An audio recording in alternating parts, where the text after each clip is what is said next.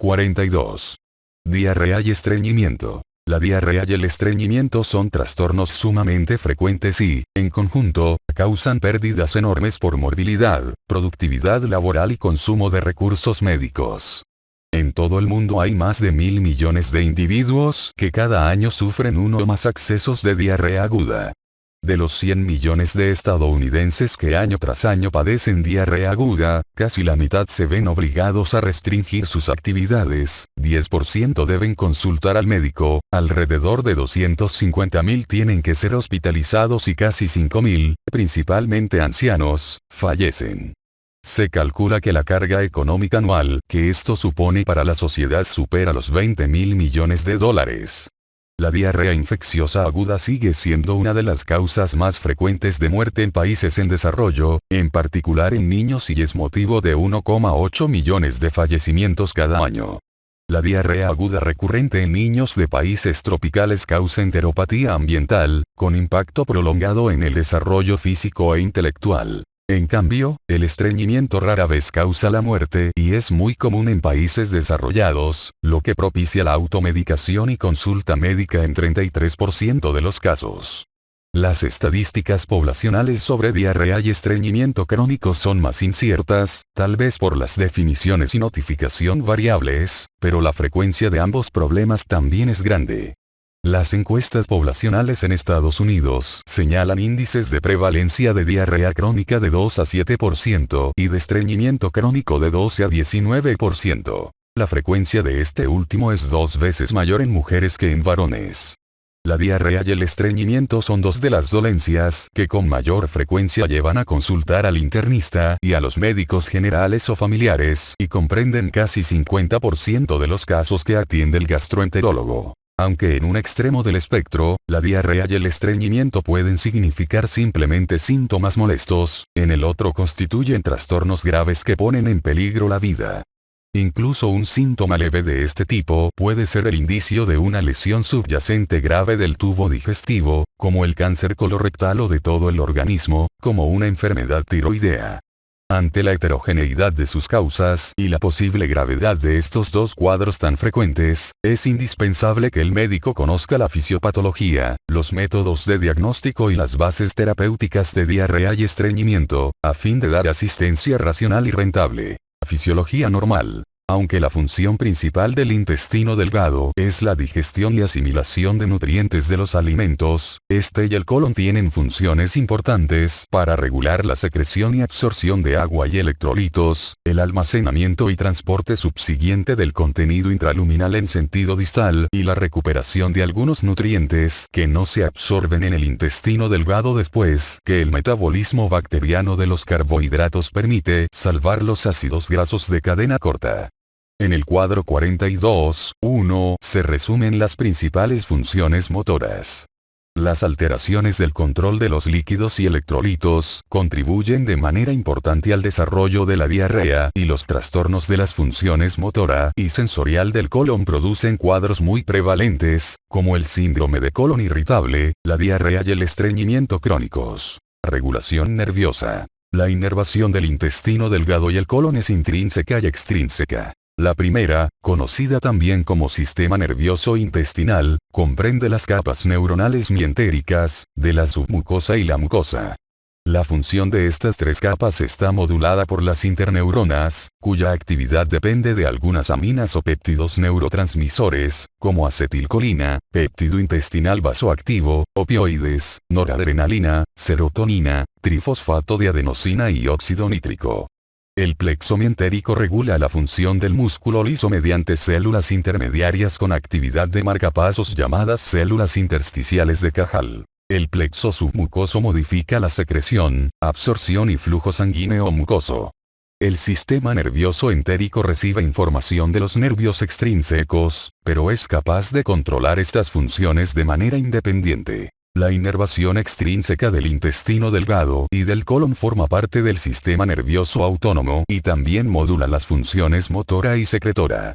Los nervios parasimpáticos transmiten impulsos sensitivos de vísceras excitadoras al intestino delgado y el colon.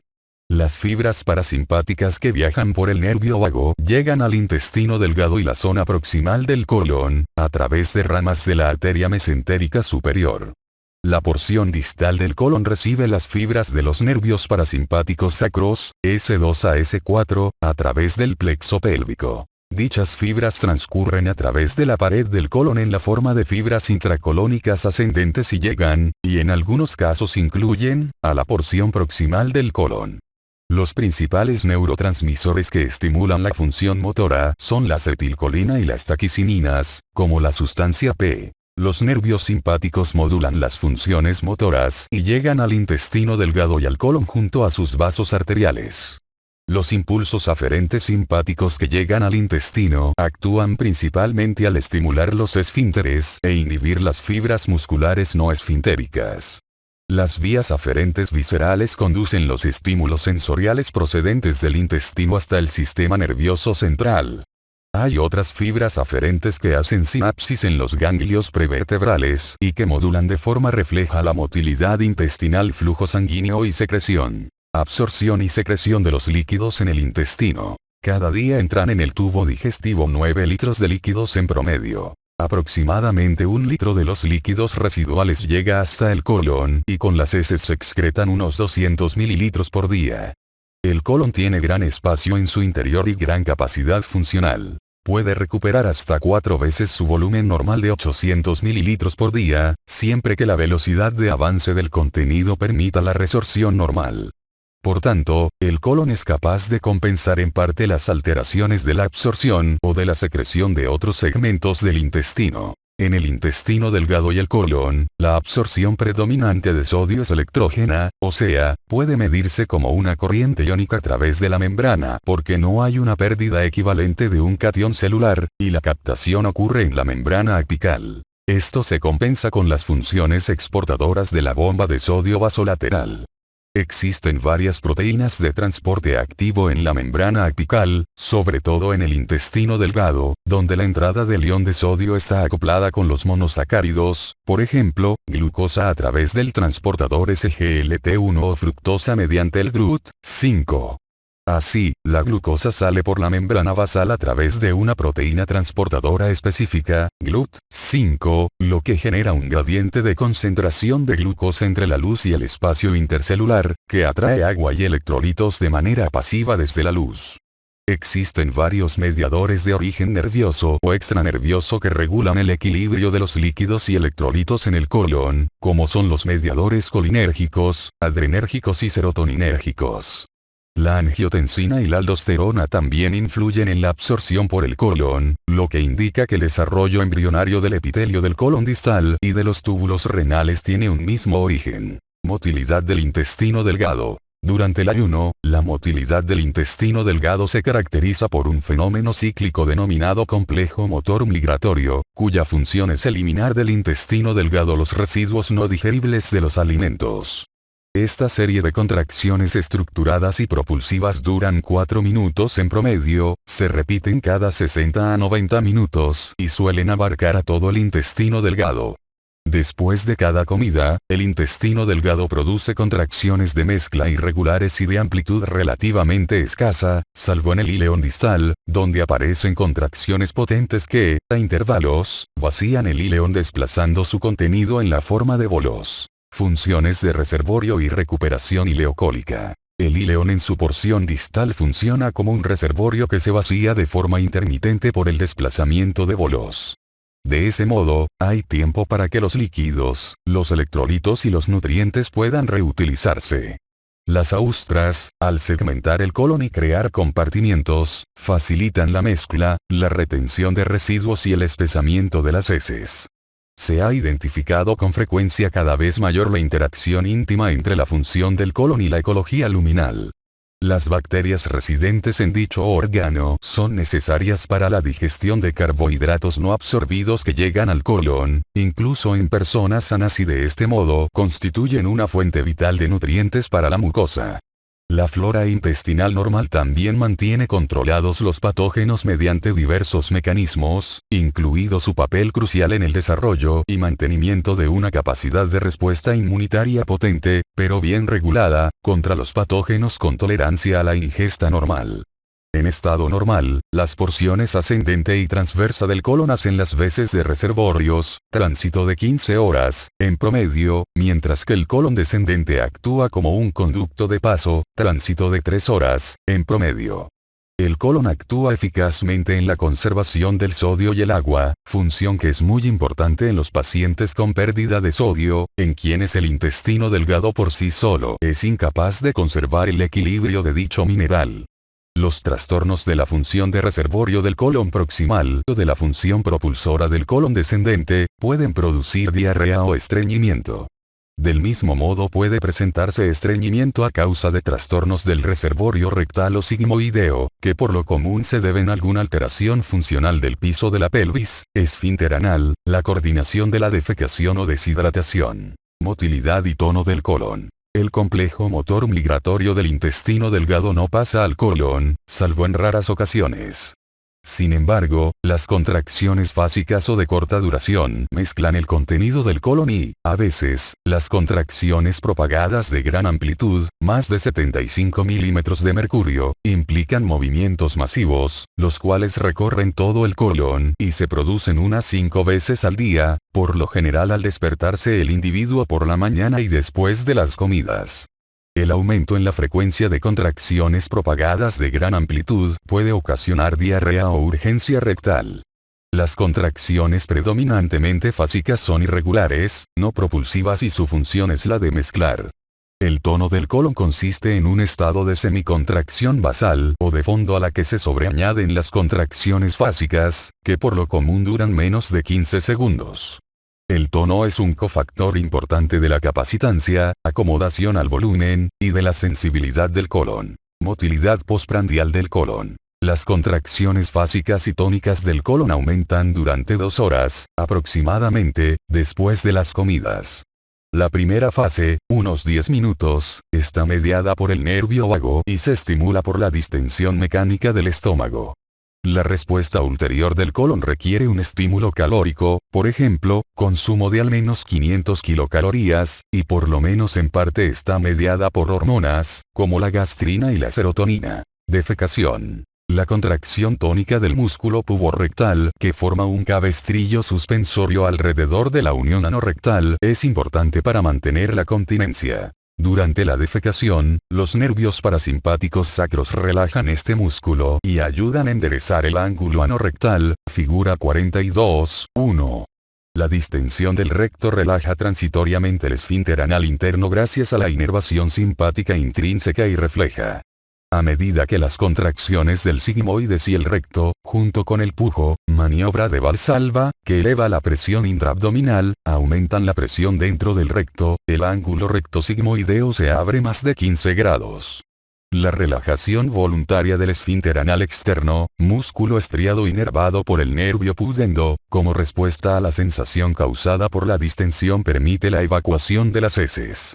La defecación también puede retrasarse de forma voluntaria, por la contracción del esfínter externo del ano. Diarrea. Definición. La diarrea se define, en sentido amplio, como la expulsión de heces no formadas o anormalmente líquidas, con una mayor frecuencia de defecación.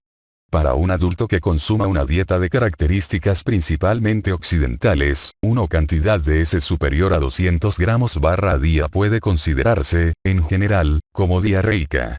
Se puede definir como diarrea aguda la que dura menos de 2 semanas, diarrea persistente si dura de 2 a 4 semanas y diarrea crónica la que dura más de 4 semanas. Existen 2 cuadros frecuentes en los cuales se evacúa una cantidad total de heces menor de 200 gramos por día y que es necesario distinguir de la diarrea, ya que los algoritmos diagnósticos y terapéuticos de ambos son diferentes. La pseudodiarrea o evacuación frecuente de pequeños volúmenes de heces, a menudo se acompaña de urgencia rectal, tenesmo o una sensación de evacuación incompleta. Este síntoma acompaña al síndrome de colon irritable o a la proctitis. El otro es la incontinencia fecal o evacuación involuntaria del contenido del recto, causada predominantemente por trastornos neuromusculares o algún problema estructural de la región anorrectal. La diarrea y el tenesmo, en particular si son intensos, pueden producir o agravar la incontinencia. La pseudodiarrea y la incontinencia fecal se observan con la misma frecuencia o mayor aún que la diarrea crónica y siempre debe tenerse en cuenta su posible presencia en los pacientes que se quejan de diarrea. La diarrea por rebosamiento a veces surge en personas en asilos y se origina por retención fecal. Se puede identificar de modo fácil por el tacto rectal.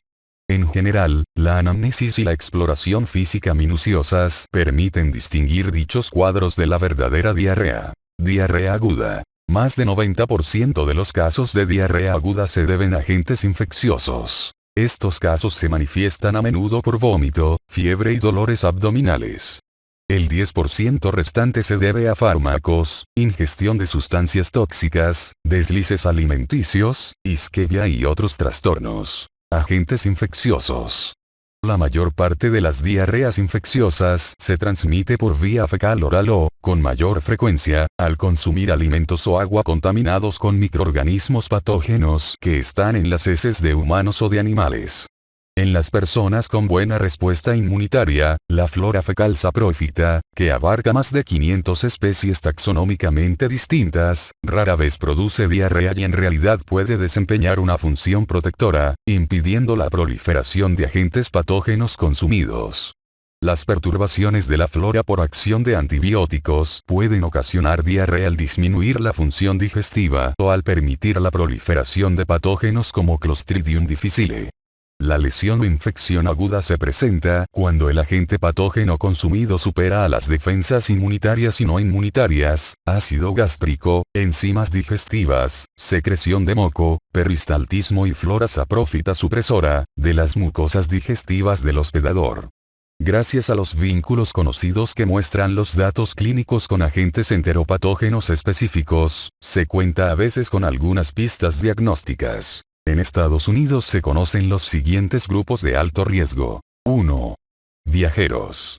Casi 40% de los turistas que llegan a las regiones endémicas de América Latina, África y Asia sufren la llamada diarrea del viajero, que principalmente se debe a Escherichia coli enterotoxígena o enteroagregada y también a Campylobacter, Shigella, Aeromonas, norovirus, coronavirus y salmonella. Quienes viajan a Rusia, en particular a San Petersburgo, están más expuestos a padecer diarreas originadas por giardia. Quienes visitan Nepal pueden contagiarse por quiclóspora. Las personas que hacen excursiones, acampan o nadan en parques naturales pueden adquirir una infección por giardia. Las personas que viajan en cruceros de barcos también pueden padecer brotes de gastroenteritis causadas por agentes como el norovirus. 2. Personas que han consumido determinados alimentos.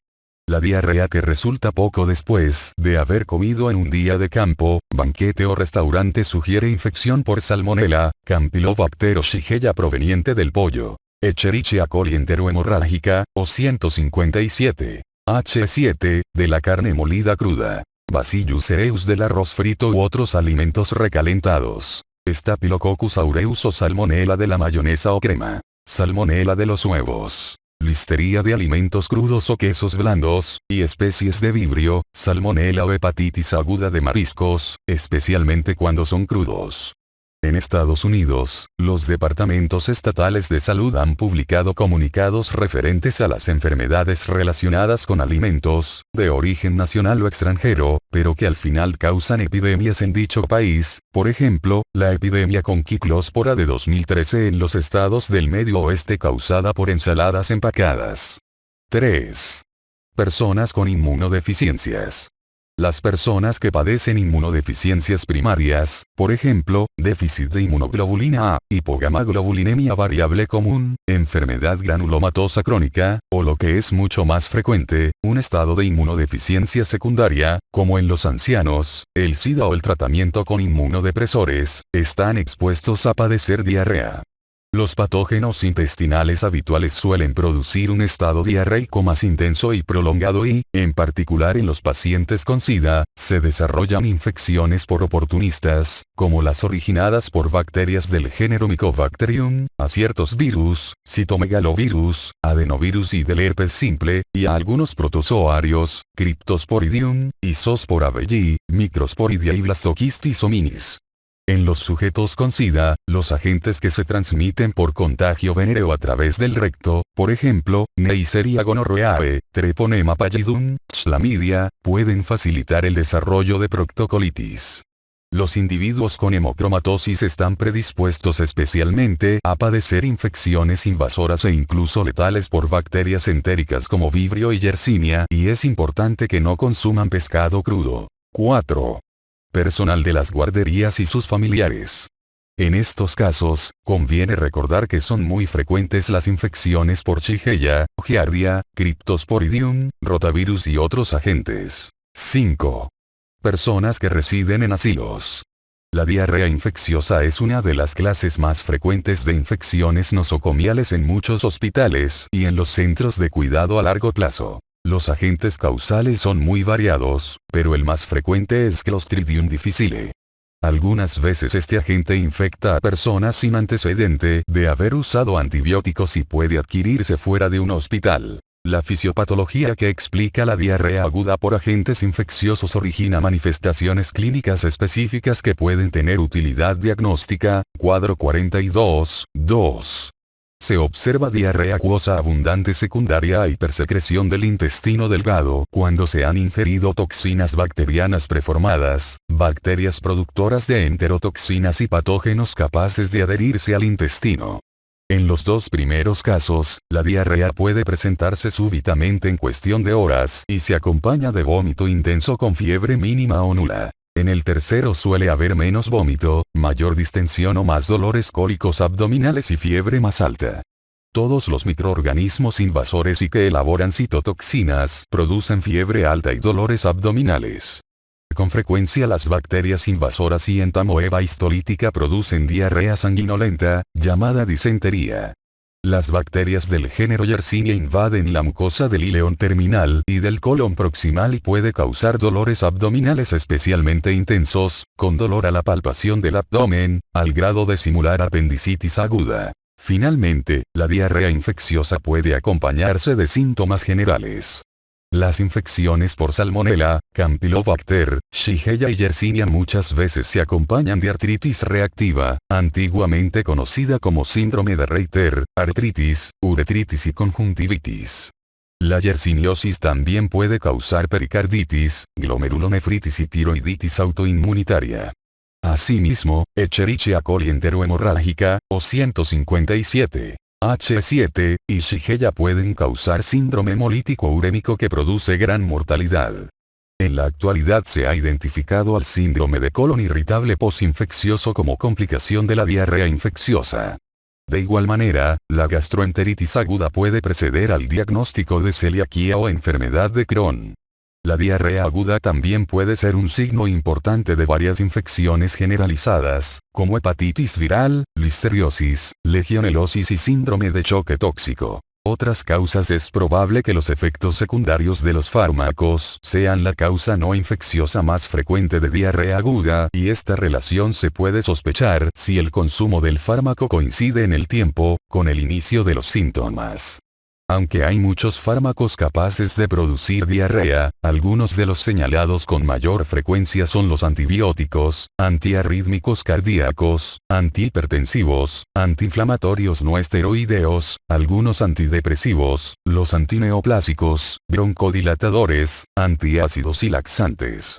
La colitis isquémica, con oclusión o sin ella, suele presentarse en personas de más de 50 años y muchas veces se manifiesta por dolor agudo en la parte inferior del abdomen, seguido de diarrea, originalmente líquida y abundante y después sanguinolenta y suele ocasionar lesiones inflamatorias agudas del colon descendente y del sigmoides, pero no afecta al recto. También puede originarse diarrea aguda acompañada de diverticulitis del colon y enfermedad de injerto contrahospedador. A veces se observa diarrea aguda, a menudo acompañada de alteración importante del estado general, después de consumir productos tóxicos, como insecticidas organofosforados, amanita y otras setas y arsénico, así como toxinas ambientales preformadas presentes en ciertos pescados, como la intoxicación denominada ciguatera y la debida a la ingestión de peces escómbridos. El cuadro clínico de la anafilaxia inmediata a los alimentos es similar. Los trastornos que originan diarrea crónica también pueden confundirse al principio con diarrea aguda. Así ocurre en la enfermedad inflamatoria intestinal y en algunas otras diarreas inflamatorias crónicas que pueden tener un comienzo repentino en vez de insidioso y presentan las mismas manifestaciones que una infección. Estudio del paciente. Diarrea aguda. Las medidas que deben tomarse para valorar la diarrea aguda dependen de su gravedad, su duración y de diversos factores del hospedador, figura 42.2. La mayor parte de los episodios de diarrea aguda son leves y ceden de manera espontánea, por lo que no justifican los gastos ni la posible morbilidad que acompaña a las intervenciones diagnósticas y farmacológicas. Sin embargo, la valoración de la diarrea está indicada en los siguientes casos. Diarrea profusa con deshidratación, si las heces contienen sangre macroscópica, cuando la fiebre es más de 38,5 grados o persiste más de 48 horas sin mejorar, uso reciente de antibióticos, si hay nuevos brotes en la comunidad, cuando existe dolor abdominal intenso en pacientes mayores de 50 años y si la diarrea afecta a los ancianos, mayores de 70 años, o a sujetos con inmunodepresión. En algunos casos de diarrea febril de intensidad moderada con leucocitos fecales, o con incremento de las concentraciones de proteínas leucocíticas en heces, o con la presencia de sangre macroscópica, podría omitirse la valoración diagnóstica y probar en su lugar el tratamiento empírico con antibióticos, véase más adelante. La prueba diagnóstica esencial cuando se sospecha diarrea infecciosa aguda e intensa es el análisis microbiológico de las heces. Las técnicas incluyen cultivo de bacterias y virus patógenos, examen directo en busca de parásitos o sus huevos e inmunoanálisis para detectar las toxinas bacterianas, Clostridium difficile, o los antígenos virales, rotavirus, y protozoarios, Giardia, Entamoeba histolítica. Los vínculos clínico-epidemiológicos antes citados ayudan a orientar el estudio. Si se considera que participa un determinado patógeno o un grupo de posibles patógenos, no será preciso practicar todo el conjunto de pruebas, pero en algunos casos convendrá hacer cultivos especiales, por ejemplo, para identificar Escherichia coli enterohemorrágica o de otros tipos, o las especies de Vibrio y de Yersinia. El diagnóstico molecular de los agentes patógenos se puede lograr por identificación de las secuencias características del DNA y con las técnicas de micromatriz génica, se podría disponer de un método de diagnóstico más rápido, sensible, específico y rentable. La diarrea persistente suele originarse por Giardia, pero hay que pensar también en otros agentes, como Clostridium difficile, sobre todo si se han administrado antibióticos, Entamoeba histolítica, Cryptosporidium, Campylobacter y otros. Si no se identifica algún factor patógeno en el estudio de las heces, puede estar indicada una sigmoidoscopía con instrumento flexible para tomar muestras de biopsia y la endoscopía de tubo digestivo alto, con aspiración del contenido duodenal y con toma de material para biopsia. La diarrea variedad Brainerd es una entidad que se ha identificado con frecuencia cada vez mayor y que consiste en un episodio de comienzo repentino que persiste como mínimo 4 semanas, pero a veces dura 1 a 3 años y según expertos es de origen infeccioso. Pudiera provenir de la inflamación sutil de la porción distal del intestino delgado o proximal del colon. En los pacientes con diarrea persistente y sin causa conocida puede estar indicado el examen anatómico por sigmoidoscopía, colonoscopía o tomografía computarizada abdominal, u otras técnicas de imágenes, con el fin de descartar enfermedad inflamatoria intestinal o también como medida inicial en los pacientes con una presunta diarrea aguda no infecciosa, como la que podría causar la colitis isquémica, la diverticulitis o la obstrucción intestinal incompleta. Tratamiento. Diarrea aguda. En todas las diarreas agudas, la restitución de líquidos y electrolitos tiene importancia esencial. En los casos leves puede ser suficiente el aporte exclusivo de líquidos. Si la diarrea es intensa y para evitar la deshidratación, que es la principal causa de muerte, habrá que administrar inmediatamente soluciones con azúcar y electrolitos, bebidas para deportistas o un preparado similar, por vía oral. En los pacientes con deshidratación intensa, en particular en lactantes y ancianos, se necesita la rehidratación por vía intravenosa. En la diarrea de grado moderado, sin fiebre ni sangre en las heces, la loperamida, que inhibe la secreción y la motilidad intestinal, puede aliviar los síntomas. No obstante, es mejor no usar este tipo de fármacos en los pacientes con disentería febril, porque pueden agravar o prolongar la duración de la diarrea. El subsalicilato de bismuto puede aliviar el vómito y la diarrea, pero no debe administrarse a los pacientes con inmunodepresión, ante el riesgo de encefalopatía por bismuto. El uso prudente de los antibióticos está indicado en casos selectos de diarrea aguda y pueden disminuir su intensidad y duración, figura 42.2. Muchos médicos tratan de manera empírica, sin valoración diagnóstica, a los pacientes con disentería febril moderada o grave con una quinolona, como ciprofloxacino, 500 mg cada 12 horas por 3 a 5 días. También se puede pensar en el tratamiento empírico con metronidazol, 250 mg cada 6 horas por 7 días, cuando se sospecha giardiasis. La elección de los antibióticos y la dosificación dependen de cada microorganismo específico, patrones geográficos de resistencia y los cuadros patológicos que se diagnostican. Debido a la resistencia a los tratamientos de primera línea, es probable que se necesiten fármacos nuevos, como la mitazoxanida, para las infecciones por Giardia y Cryptosporidium. Se descubra o no el microorganismo causal, los antibióticos están indicados en los pacientes con inmunodepresión, en quienes tienen válvulas cardíacas mecánicas o injertos vasculares recientes y en los ancianos. El subsalicilato de bismuto reduce la frecuencia de la diarrea del viajero.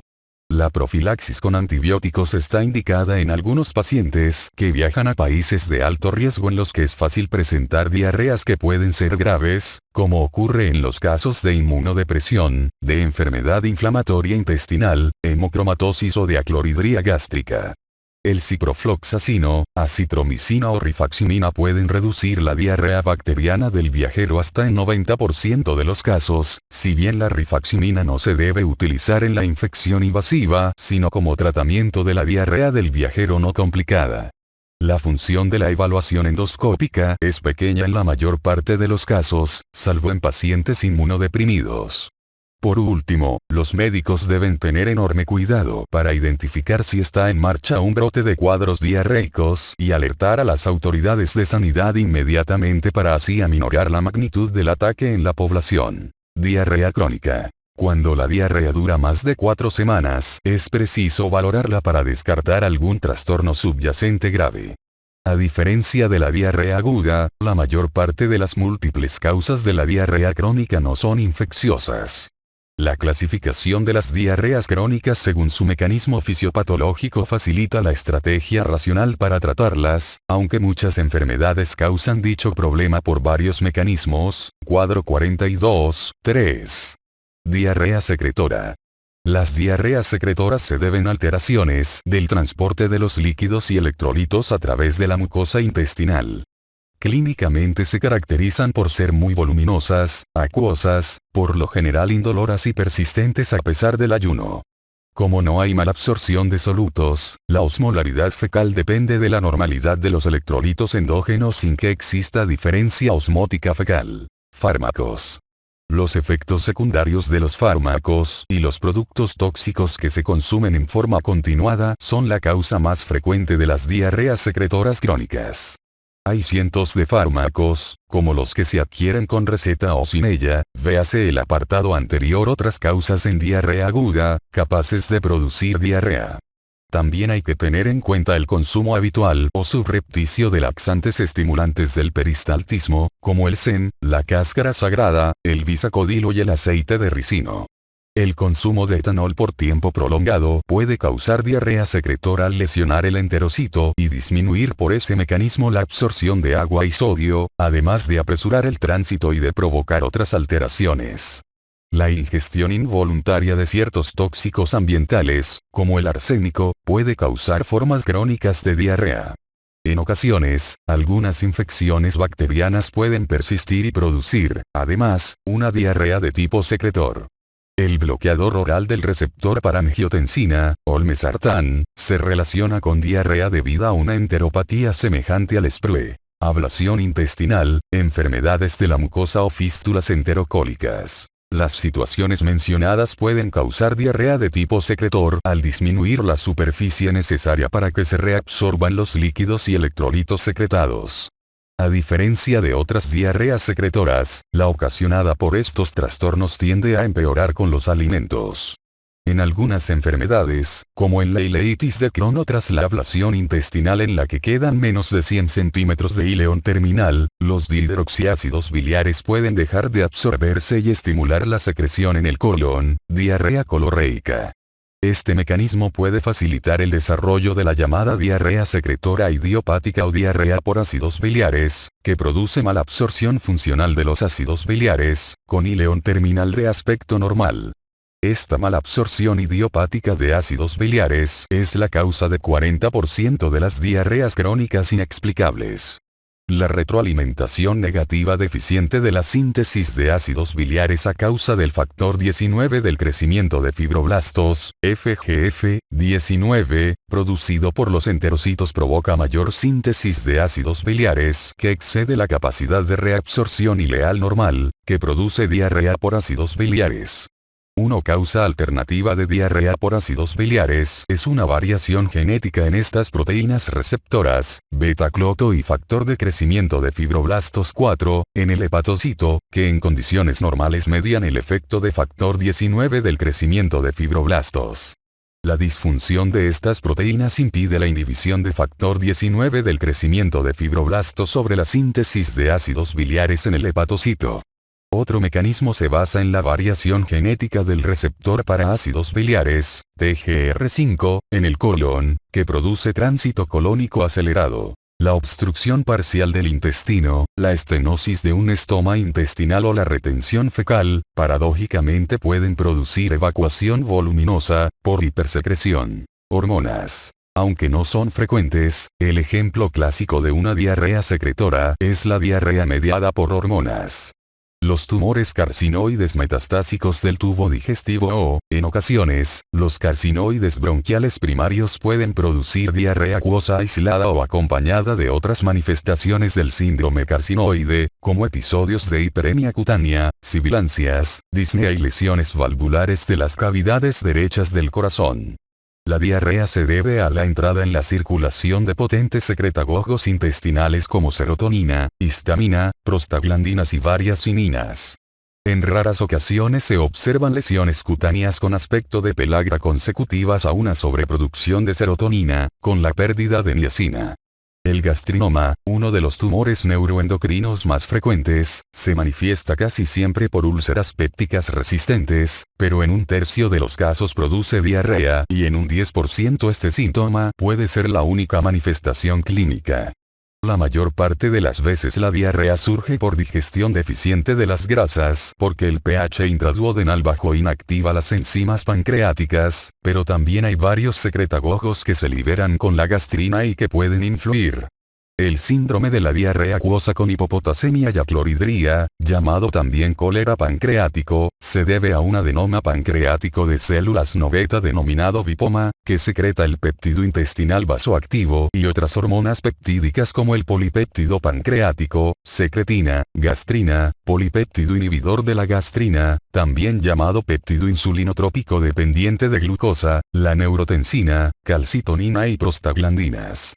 Con frecuencia la diarrea secretora es masiva y el volumen de las heces excede de 3 litros por día y se han descrito volúmenes incluso de 20 litros por día.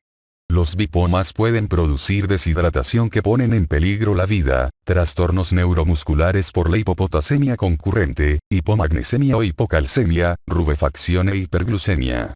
El carcinoma medular de tiroides puede manifestarse por diarrea acuosa por calcitonina, a otros péptidos secretores o a las prostaglandinas.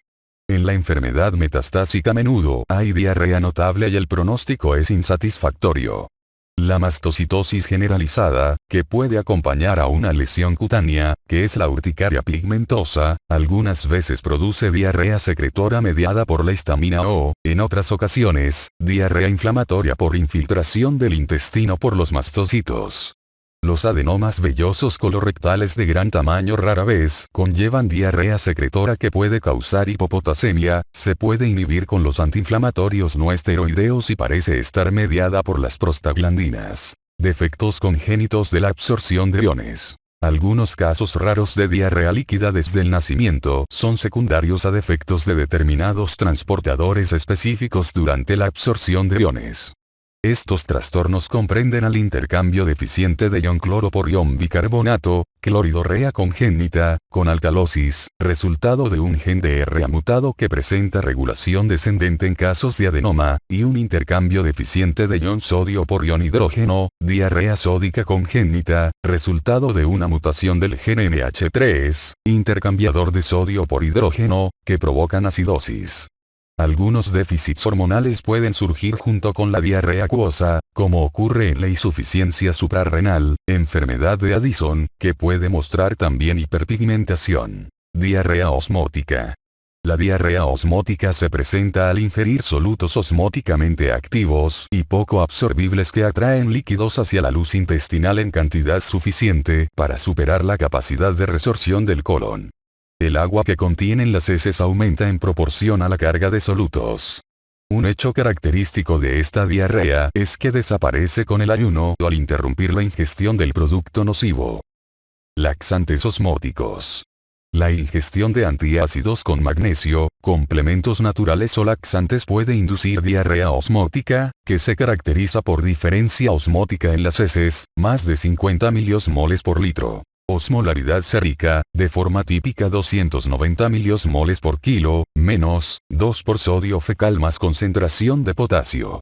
No se recomienda medir la osmolaridad de heces pues, incluso si se cuantifica inmediatamente después de evacuadas, puede generar errores, porque las bacterias del colon metabolizan los carbohidratos y originan una mayor osmolaridad.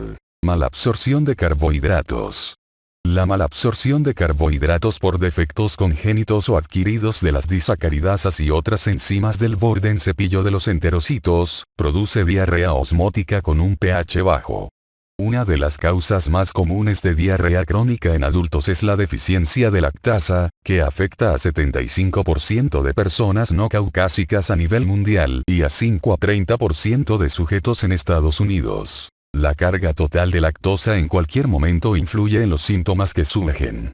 Muchos pacientes aprenden a no consumir productos lácteos, sin requerir tratamiento con complementos de enzimas. Hay malabsorción frecuente con algunos azúcares, sorbitol, lactulosa o fructuosa y surge diarrea si se ingieren los fármacos que los tienen, se masca chicle o se comen caramelos endulzados con dichos azúcares que tienen absorción deficiente o incompleta. Intolerancia al trigo y FODMAP.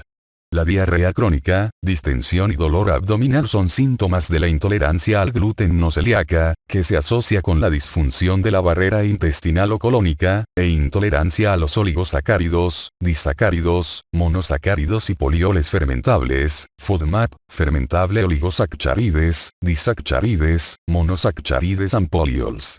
Estos últimos efectos representan la interacción entre el microbioma del tubo digestivo y los nutrientes. Causas esteatorreicas. La malabsorción de grasas puede ocasionar expulsión de heces diarreicas grasosas, de difícil eliminación y fétidas que suele acompañarse de pérdida de peso y carencias nutricionales originadas por la malabsorción simultánea de aminoácidos y vitaminas. El aumento de volumen de las heces depende de los efectos osmóticos de los ácidos grasos, particularmente después de hidroxilación bacteriana y, en menor grado, por la masa excesiva de grasa neutra. Desde el punto de vista cuantitativo, la esteatorrea se define como la cantidad de grasa en heces que rebasa los 7 gramos por día, que es la cifra normal. La diarrea de tránsito rápido puede hacer que la grasa mencionada llegue a 14 gramos por día. La grasa promedio en heces diariamente es de 15 a 25 gramos en enfermedades de intestino delgado e incluso excede los 32 gramos en caso de insuficiencia exocrina del páncreas. La esteatorrea también puede surgir por digestión deficiente intraluminal, malabsorción de mucosa u obstrucción linfática. Mala digestión intraluminal. El trastorno mencionado casi siempre se debe a insuficiencia exocrina del páncreas, alteración que aparece cuando se pierde más de 90% de la función secretora de esta glándula. La pancreatitis crónica, que suele ser secuela del consumo excesivo de alcohol, causa por lo común insuficiencia pancreática. Otras causas incluyen fibrosis quística, obstrucción de los conductos pancreáticos y, rara vez, un somatostatinoma. La proliferación excesiva de bacterias en el intestino delgado puede desconjugar los ácidos biliares y alterar la formación de las micelas, con lo que disminuye la digestión de las grasas. Esto ocurre cuando hay estasis en una asa ciega, un divertículo del intestino delgado o un trastorno motor, y es especialmente probable en los ancianos. Por último, la cirrosis o la obstrucción biliar puede causar esteatorrea leve al disminuir la concentración intraluminal de los ácidos biliares. Malabsorción a través de la mucosa. La absorción deficiente por parte de la mucosa se observa en diversas enteropatías, pero es más frecuente en el caso de celiaquía. Este padecimiento sensible al gluten afecta a personas de cualquier edad y se caracteriza por atrofia de vellosidades e hiperplasia críptica en la porción proximal del intestino delgado. El cuadro inicial puede ser diarrea con alto contenido de grasa, que acompaña múltiples deficiencias nutricionales de gravedad diversa. La celiaquía es mucho más frecuente de lo que se pensaba y afecta a casi 1% de la población. Su cuadro inicial no incluye esteatorrea, puede remediar síndrome de colon irritable y muestra otras manifestaciones gastrointestinales y extraintestinales. El sprue tropical puede producir un cuadro histológico y clínico parecido, pero afecta a los habitantes de los climas tropicales o a quienes viajan a esas zonas. A menudo comienza de forma repentina y mejora con los antibióticos, lo que sugiere un origen infeccioso. La enfermedad de Whipple, por el Bacillotroperium whipplei o una infiltración histiocítica de la mucosa del intestino delgado, es otra causa menos frecuente de esteatorrea, que suele afectar a varones jóvenes o de mediana edad. Se acompaña frecuentemente de artralgias, fiebre, adenopatías y fatiga extrema. Puede afectar al sistema nervioso central y al endocardio. Un cuadro clínico e histológico parecido es el que se observa en las infecciones por Mycobacterium avium intracellulare en los pacientes con SIDA. La abetalipoproteinemia es un defecto raro de la formación de los kilomicrones con malabsorción de grasas. Afecta a los niños y conlleva acantocitosis eritrocítica, ataxia y retinitis pigmentaria. Otros trastornos que pueden causar malabsorción por alteraciones de la mucosa son las infecciones, en particular las causadas por protozoarios como Giardia, diversos medicamentos, por ejemplo, el olmesartán, micofenolato mofetilo, la colquicina, colestiramina y neomicina, y también la isquemia crónica. Obstrucción linfática posmucosa. La fisiopatología de este proceso, que se observa en la rara linfangiectasia intestinal congénita o en la obstrucción linfática adquirida secundaria a traumatismos, tumores o a infecciones, origina un conjunto característico de manifestaciones, como malabsorción de grasas acompañada de pérdida intestinal de proteínas, a menudo seguida de edema, y de linfocitopenia. La absorción de los carbohidratos y los aminoácidos se mantiene normal. Causas inflamatorias. Las diarreas de causa inflamatoria suelen acompañarse de dolor, fiebre, hemorragias u otras manifestaciones de inflamación. Probablemente el mecanismo de la diarrea no es solo la exudación, sino que, según el sitio de la lesión, puede haber malabsorción de grasas, defectos de absorción de líquidos o electrolitos, e hipersecreción o hipermotilidad por la liberación de citocinas y otros mediadores de la inflamación. En el análisis de las heces el dato más común en estos cuadros es la presencia de leucocitos o de proteínas leucocíticas, como la calprotectina. En las inflamaciones graves, la pérdida de proteínas por la exudación puede producir anasalca, edema generalizado.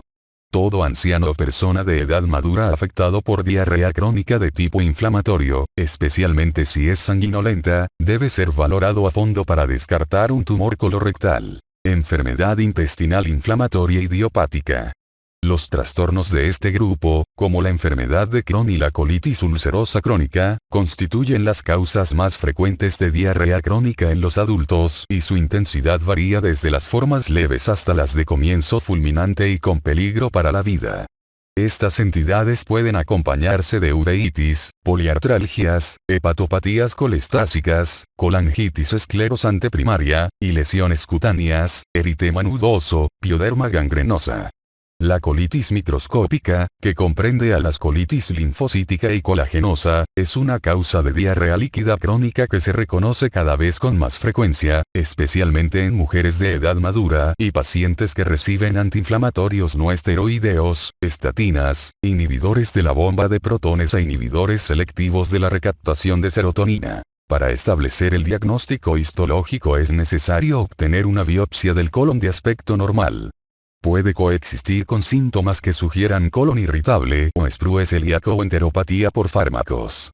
De forma típica, mejora de modo adecuado con los antiinflamatorios, como el bismuto, loperamida, agonista de opioides o budesonida. Inmunodeficiencia primaria o secundaria.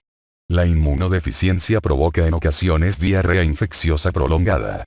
En la deficiencia selectiva de inmunoglobulina o hipogamaglobulinemia variable común, la diarrea predomina y a menudo es resultado de giardiasis, proliferación bacteriana excesiva o celiaquía, gastroenteritis eosinofílica. La infiltración de eosinófilos en la mucosa, la muscular o la serosa de cualquier segmento del tubo digestivo puede producir diarrea, dolores, vómito o ascitis. Los pacientes suelen tener antecedentes de atopía, cristales de Charcot-Leyden por la expulsión del contenido de eosinófilos y que son visibles en el examen microscópico de las heces en 50 a 75% de los casos, y eosinofilia periférica. En los adultos hay hipersensibilidad a ciertos alimentos, pero es rara la auténtica alergia alimentaria causante de diarrea crónica. Otras causas. La diarrea inflamatoria crónica también puede ser secundaria a enterocolitis por radiación, a la enfermedad del injerto contrahospedador, al síndrome de B9 y al síndrome de Cronkite Canadá, entre otros. Diarrea por trastornos de la motilidad intestinal.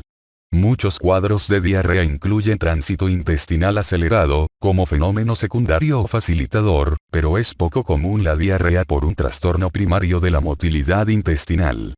Las heces suelen tener las características de la diarrea secretora, pero el tránsito intestinal rápido puede generar esteatorrea leve con expulsión incluso de 14 gramos por día de grasa fecal por mala digestión secundaria. El hipertiroidismo, el síndrome carcinoide y algunos fármacos, por ejemplo, procinéticos, prostaglandinas, pueden producir hiperperistaltismo, seguido de diarrea.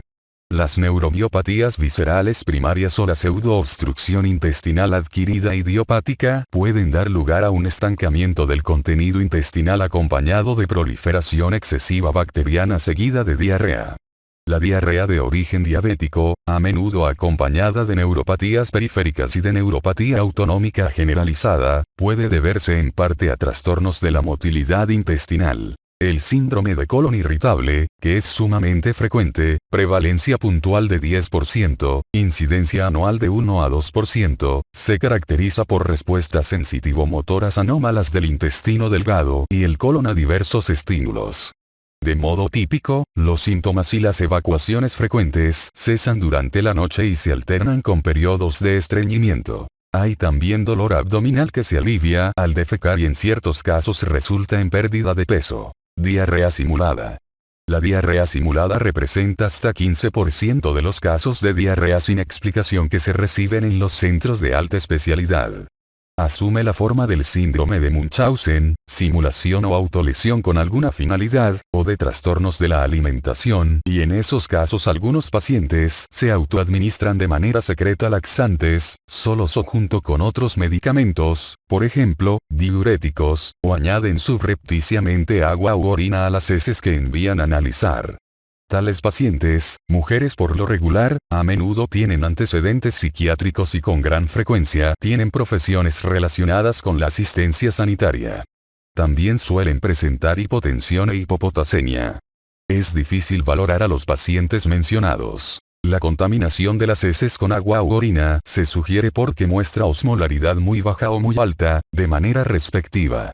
A menudo estos enfermos niegan el problema, pero mejoran con la ayuda del psiquiatra cuando reconocen su conducta. Estudio del paciente. Diarrea crónica. Son muchas las técnicas de laboratorio para estudiar un problema tan frecuente como la diarrea crónica, pero gran parte de esos recursos son costosos o exigen técnicas con penetración corporal. Por tales razones, la valoración diagnóstica debe orientarse de manera racional por los datos de la anamnesis, incluidos fármacos y la exploración física cuidadosas, figura 42.3. Si no se obtiene información relevante de ambas fuentes, pudieran justificarse estudios simples de selección para orientar la práctica de estudios más complejos, figura 42.3. Por medio de los datos de anamnesis, de la exploración física, cuadro 42.4, y de los análisis sistemáticos de sangre, se buscará identificar el mecanismo de la diarrea, descubrir los vínculos útiles para el diagnóstico y valorar el estado nutricional y de los líquidos y electrolitos. Hay que interrogar al paciente sobre el comienzo, duración, evolución y factores que empeoran, alimentarios principalmente, o que alivian la diarrea, así como sobre las características de las heces diarreicas. Debe tomarse nota de la presencia o ausencia de incontinencia fecal, fiebre, pérdida de peso, dolor, ciertos factores de riesgo, viajes, consumo de fármacos, contactos con otras personas con diarrea, y de las demás manifestaciones extraintestinales habituales, lesiones cutáneas, artralgias, aftas bucales. Un antecedente familiar de colon irritable o sprue puede indicar esas posibilidades. Los datos de la exploración física pueden proporcionar pistas, como tumoraciones tiroideas, sibilancias, soplos cardíacos, edemas, hepatomegalia, masas abdominales, linfadenopatías, lesiones mucocutáneas, fístulas perianales y la posible relajación del esfínter anal. En sangre periférica, la presencia de leucocitosis, tasa de eritrosedimentación elevada o incremento de proteína C reactiva, son signos de inflamación y la anemia indica pérdidas de sangre o carencias nutricionales. Puede observarse eosinofilia en las parasitosis, neoplasias, colagenopatías, cuadros alérgicos y en la gastroenteritis eosinofílica. El análisis bioquímico sanguíneo puede descubrir trastornos hepáticos y alteraciones de los electrolitos u otras alteraciones metabólicas.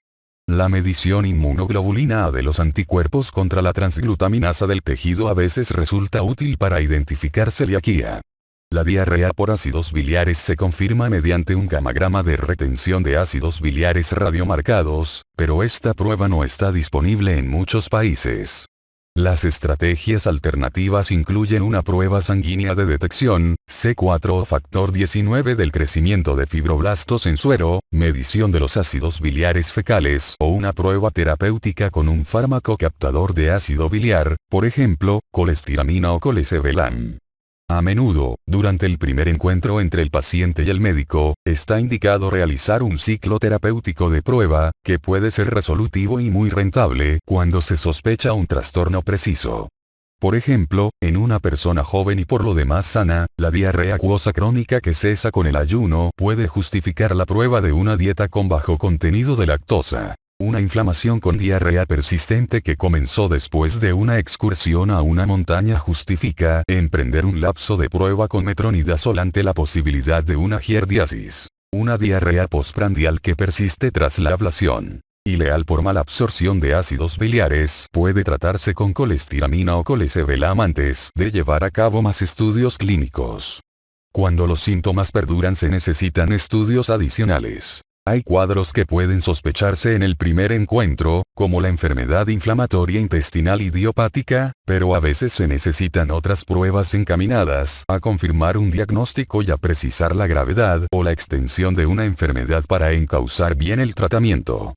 Al principio, los pacientes con sospecha de síndrome de colon irritable deben valorarse mediante sigmoidoscopía flexible con biopsias colorectales para descartar enfermedad inflamatoria intestinal, en particular colitis microscópica, cuyo cuadro clínico es indistinguible del síndrome de colon irritable con diarrea.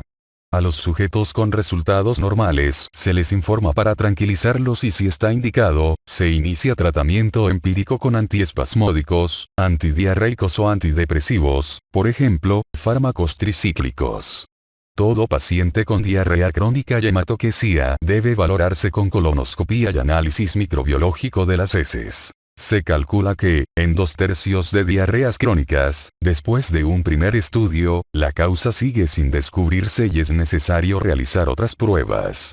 La reunión y el análisis de las heces de varios días permiten obtener datos objetivos que faciliten confirmar el diagnóstico o identificar el tipo de diarrea, así como realizar la selección prioritaria de otras pruebas más idóneas según el caso, figura 42.3. Si las heces pesan más de 200 gramos por día hay que realizar otros análisis, como la concentración de electrolitos, pH, búsqueda de hemorragias ocultas, examen de los leucocitos, o el estudio de las proteínas leucocíticas, valoración cuantitativa de la grasa y un análisis para detectar la presencia de laxantes en las heces. En las diarreas secretoras, acuosas, con diferencia osmótica normal, hay que reconsiderar los posibles efectos secundarios de algún fármaco o de ciertos laxantes usados subrepticiamente. También hay que realizar estudios microbiológicos con coprocultivos para identificar bacterias, usando además medios apropiados para aeromonas y pleisiomonas, examen de las heces en busca de parásitos o sus huevos y análisis para identificar los antígenos de giardia, la prueba más sensible de la giardiasis. Se puede descartar la proliferación bacteriana excesiva en el intestino delgado al cultivar muestras del contenido intestinal obtenido por aspiración y realizar cultivos cuantitativos o por medio de pruebas con glucosa o del aliento con uso de lactosa para medir el hidrógeno, metano u otro metabolito en el aire expirado. Sin embargo, la interpretación de las pruebas del aliento puede ser ambigua o confusa en los trastornos del tránsito intestinal. La endoscopía de tubo digestivo alto, la colonoscopía con toma de muestras de biopsia y el estudio radiológico del intestino delgado, antes con material radiopaco, pero se usa tomografía con mayor frecuencia con enterografía o resonancia con enteróclisis, son útiles para descartar una enfermedad estructural o un trastorno inflamatorio oculto. Cuando los datos de la anamnesis u otros datos lo sugieran, deben hacerse pruebas de detección de las hormonas peptídicas, como las concentraciones séricas de gastrina, péptido inhibidor vasoactivo, calcitonina y de la hormona tiroidea u hormona estimulante de la tiroides, o la cuantificación del ácido 5-hidroxiindolacético y de la histamina en orina. Estudios adicionales que deben realizarse en la diarrea osmótica deben orientarse a demostrar intolerancia a la lactosa y la ingestión de magnesio, las dos causas más importantes de esta clase de diarrea. Un pH fecal bajo indica malabsorción de carbohidratos. La malabsorción de lactosa se puede confirmar con pruebas del aliento con uso de lactosa, al observar los efectos de la dieta sin lactosa y de la administración de este disacárido, por ejemplo, con 1 litro de leche. Pocas veces puede identificarse la lactasa en las muestras de biopsia del intestino delgado. Si las heces contienen niveles altos de magnesio o de laxantes hay que pensar en la ingestión inadvertida o subrepticia de estos productos y conviene pedir ayuda al psiquiatra. En los casos de esteatorrea confirmada debe realizarse una endoscopía con toma de material para biopsia del intestino delgado, y aspiración del contenido intestinal en busca de giardia y para realizar cultivos con recuento de cultivos. Si estas técnicas no aclaran el diagnóstico, el siguiente paso suele ser un estudio radiológico del intestino delgado. Si no se obtienen datos positivos en las pruebas de intestino delgado o si se sospecha de una pancreatopatía, habrá que descartar por medio de estudios directos la insuficiencia exocrina del páncreas y para ello se puede utilizar la prueba de estimulación de secretina colecistocinina o una variación que se practique con endoscopía. En términos generales, no se practican más los métodos indirectos como la cuantificación de la actividad de quimiotripsina en heces o la prueba de ventiromida, por su baja sensibilidad y especificidad. Debe sospecharse la presencia de diarreas inflamatorias crónicas cuando las heces contienen sangre o leucocitos.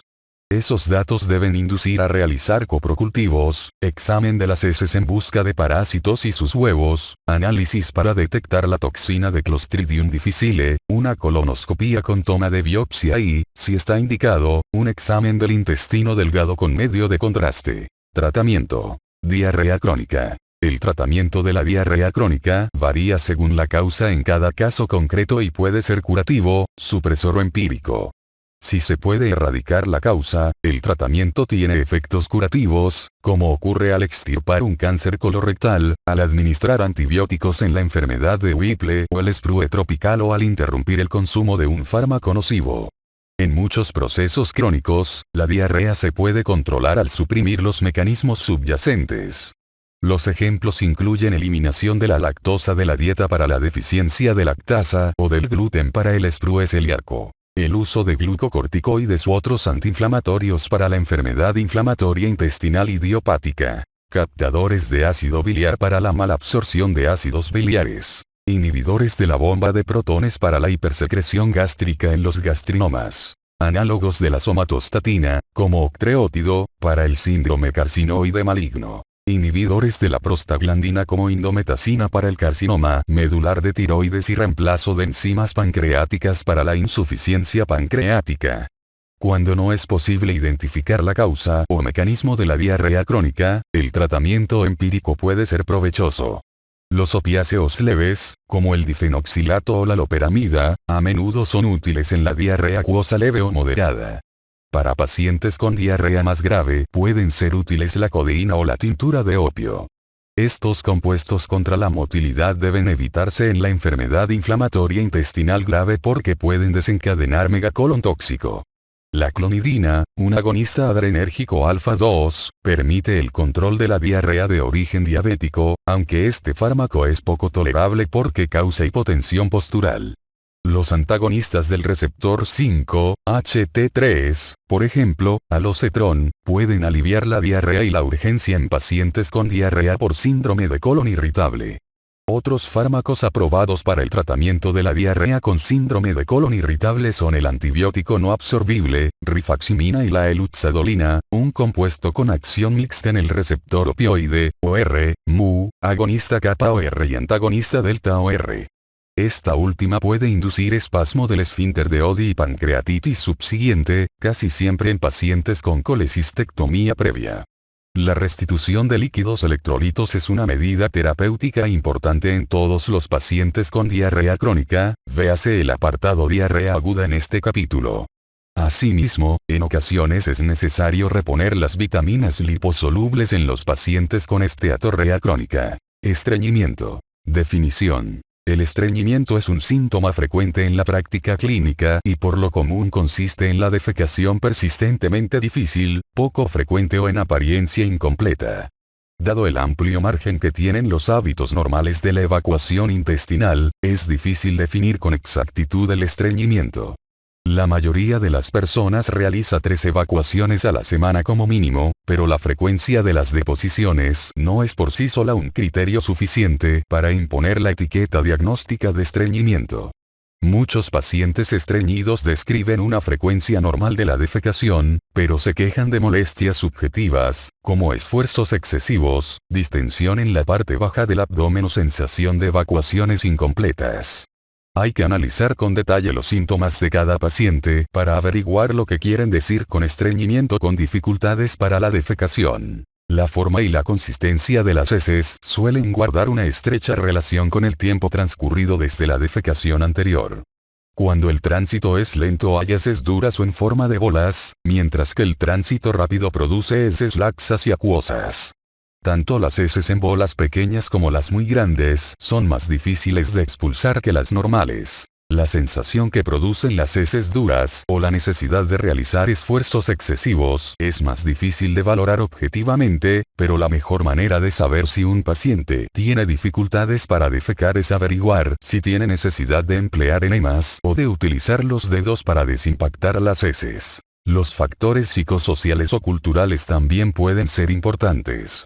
La persona cuyos padres concedieron enorme importancia a la defecación diaria sentirá enorme preocupación si deja de defecar un día. Algunos niños retienen excrementos para que se les preste atención o por temor a que sientan dolor por la irritación anal y algunos adultos por lo común no conceden importancia o retrasan los estímulos que indican la proximidad de la defecación. Etiología. Desde el punto de vista fisiopatológico, el estreñimiento crónico se debe por lo regular al consumo insuficiente de fibra o líquidos o por trastornos del tránsito por el colon o de la función anorrectal consecutivos a algún problema neurogastrointestinal, la acción de ciertos fármacos, edad avanzada o cualquiera de las múltiples enfermedades sistémicas que afectan al tubo digestivo, cuadro 42.5.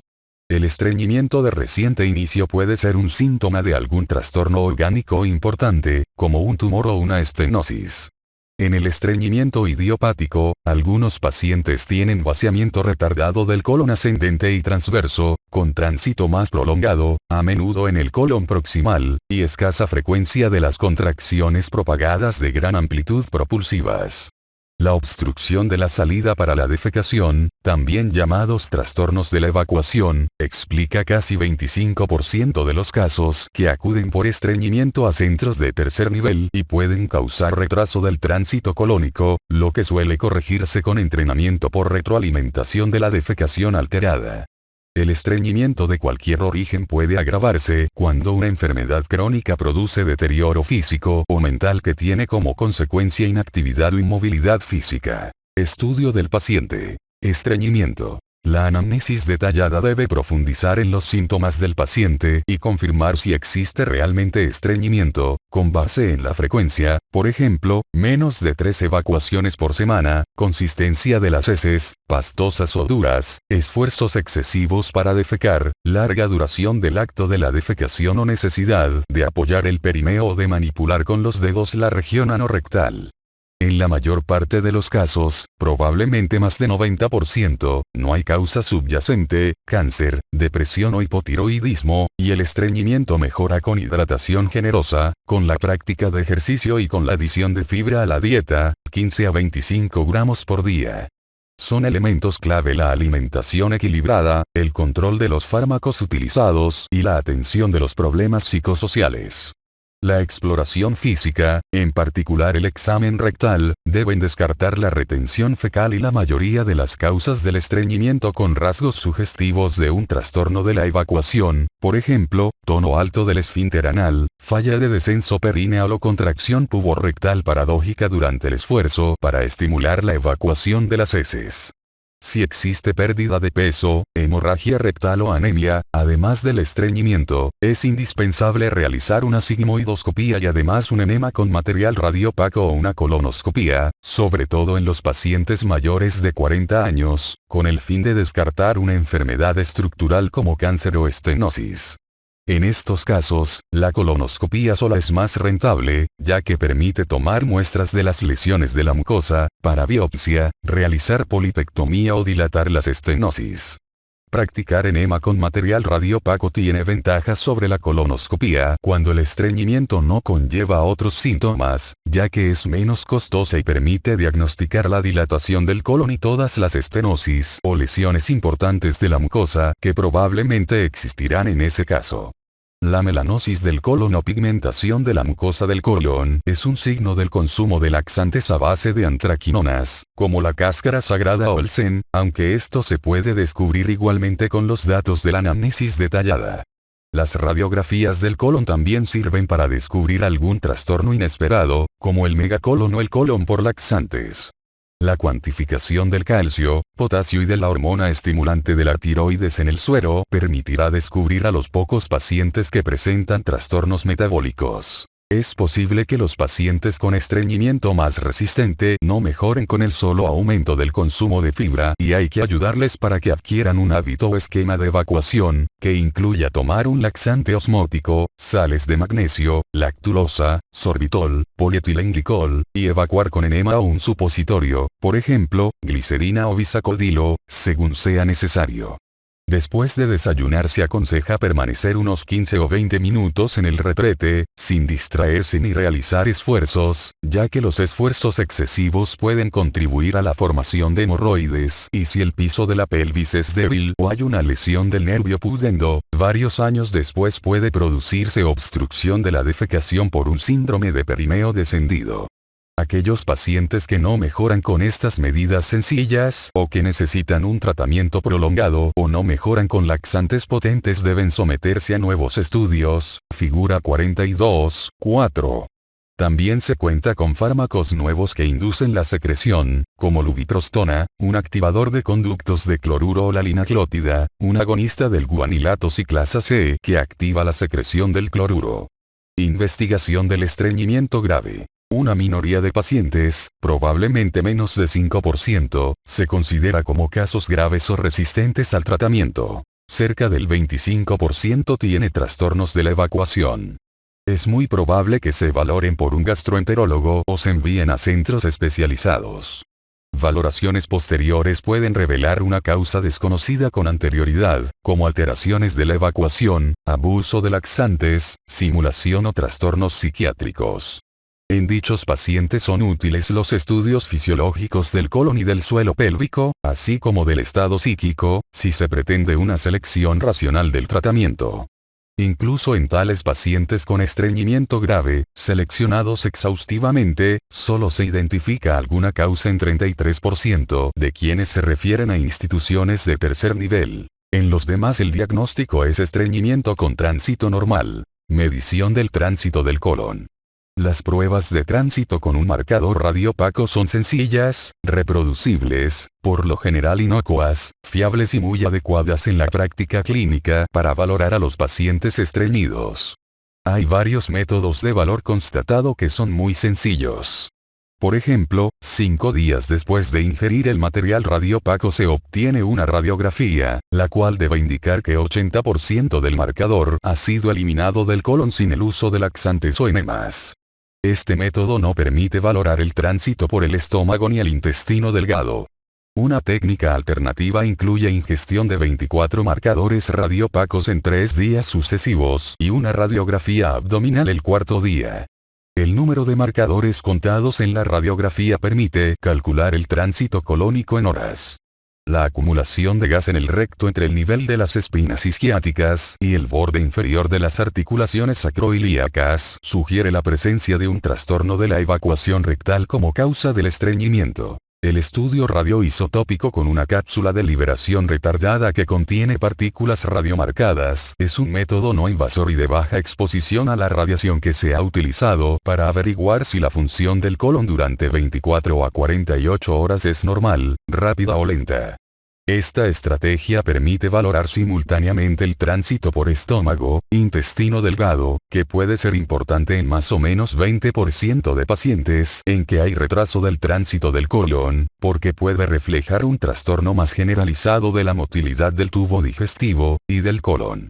Sus inconvenientes son el mayor costo y la necesidad de usar materiales que tienen que prepararse en un laboratorio de medicina nuclear. Pruebas anorrectales y del piso de la pelvis. Se sospecha la existencia de trastornos funcionales del piso de la pelvis cuando hay dificultades para evacuar el recto, sensación persistente de ocupación rectal, dolor rectal y necesidad de acudir a la extracción digital de las heces, de comprimir la pared posterior de la vagina, de apoyar el perineo durante el esfuerzo de la defecación y de realizar un esfuerzo excesivo. Estos síntomas importantes deben compararse con la sensación de evacuación rectal incompleta que es habitual en el síndrome de colon irritable. La valoración psicológica formal permite detectar trastornos de la alimentación, aspectos de control, depresión o cuadros de estrés postraumático, que pueden mejorar con intervención cognitiva de otra índole y ser importantes para recuperar la calidad de vida en individuos cuyo cuadro inicial es de estreñimiento crónico. Una prueba clínica sencilla que puede realizarse en el consultorio para comprobar la falta de relajación del músculo puborectal consiste en pedir al paciente, durante el tacto rectal, que haga fuerza para expulsar el dedo índice. El movimiento del músculo puborectal hacia atrás durante el esfuerzo indicará si hay buena coordinación de los músculos del piso de la pelvis. El movimiento anterior con contracción paradójica o descenso períneo limitado, menos de 15 centímetros, durante la evacuación simulada indica disfunción del piso pélvico.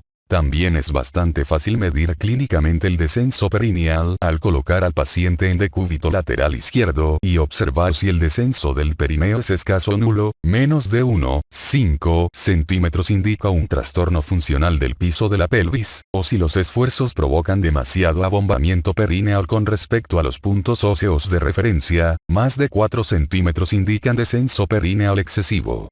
Un estudio útil de la evacuación es la prueba de expulsión de un globo. Se coloca una sonda vesical con un globo en la punta, que se infla con 50 ml de agua.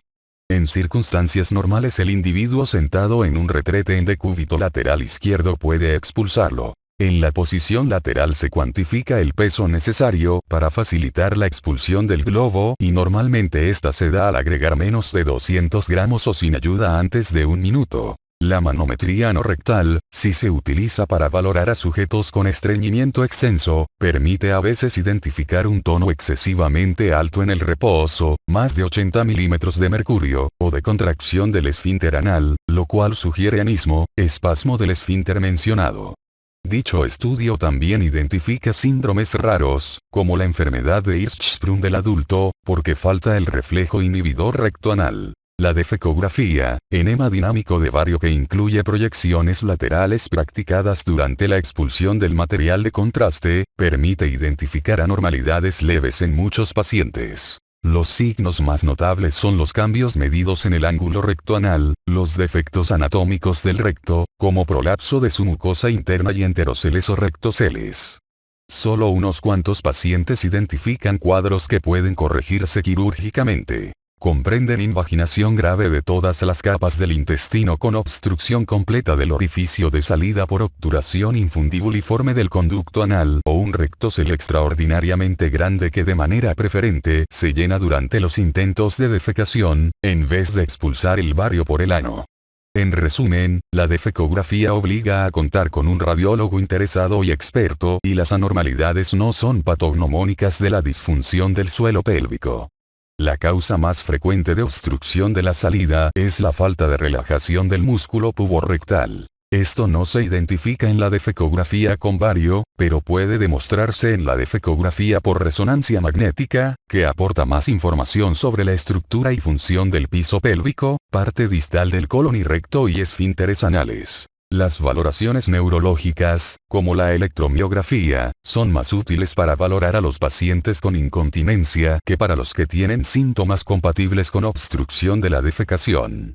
La ausencia de signos neurológicos en los miembros inferiores indica que cualquier dato objetivo de desnervación del músculo puborectal se debe a una lesión de la pelvis, por ejemplo, obstétrica, o a la distensión del nervio pudendo consecutiva a esfuerzos crónicos de larga duración. El estreñimiento es frecuente en sujetos con lesiones medulares, enfermedades neurológicas como la de Parkinson, esclerosis múltiple y neuropatías de origen diabético. Las respuestas provocadas por la médula espinal obtenidas al aplicar estímulos eléctricos al recto o estímulos magnéticos a la médula lumbosacra para generar la contracción del esfínter externo del ano sirven para diagnosticar a los pacientes que padecen neuropatías limitadas a la región sacra y que tienen una velocidad de conducción residual suficiente como para tratarse con métodos de biorretroalimentación. En resumen, la prueba de expulsión de un globo es importante para la detección selectiva de los trastornos funcionales anorrectales. En casos raros, el examen anatómico del recto y los esfínteres anales y la valoración de la relajación del piso pélvico son las herramientas para valorar a los pacientes con sospecha de defecación obstruida, acompañada de síntomas de prolapso de la mucosa rectal, presión sobre la pared vaginal posterior para facilitar la defecación, sugestiva de rectocele anterior, o cirugía pélvica previa complicada por enterocele. Tratamiento. Estreñimiento. Una vez conocida la causa del estreñimiento pueden tomarse decisiones terapéuticas. El estreñimiento por tránsito lento requiere tratamiento médico o quirúrgico enérgico. El anismo o los trastornos funcionales del piso de la pelvis suelen responder a los métodos de biorretroalimentación, figura 42.4. El 60% restante de los pacientes con estreñimiento tiene tránsito colónico normal y puede recibir tratamiento sintomático. Los pacientes con lesiones de la médula espinal u otros trastornos neurológicos requieren un régimen intestinal dedicado que a menudo incluye estimulación rectal, terapia por enema y tratamiento laxante programado de manera cuidadosa. Los pacientes con estreñimiento se tratan con laxantes formadores de volumen, osmóticos, procinéticos, secretores y estimulantes que incluyen fibra, psyllium, leche de magnesia, lactulosa, polietilenglicol, solución para lavado colónico, lubiprostona, linaclotida y bisacodilo o en algunos países, con prucalóprica, un agonista 5-HT4.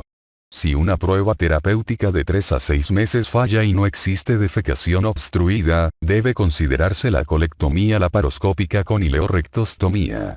Sin embargo, esto no debe hacerse si hay evidencia de un trastorno en la evacuación o alteración generalizada de la motilidad gastrointestinal. Está justificado el envío del enfermo a un centro especializado para la práctica de más pruebas de la función motora del colon. La decisión de recurrir a la cirugía se facilita en casos de megacolon y megarecto. Las complicaciones posquirúrgicas comprenden la obstrucción de intestino delgado, 11%, y expulsión involuntaria de excremento, particularmente durante la noche en el primer año después de la operación.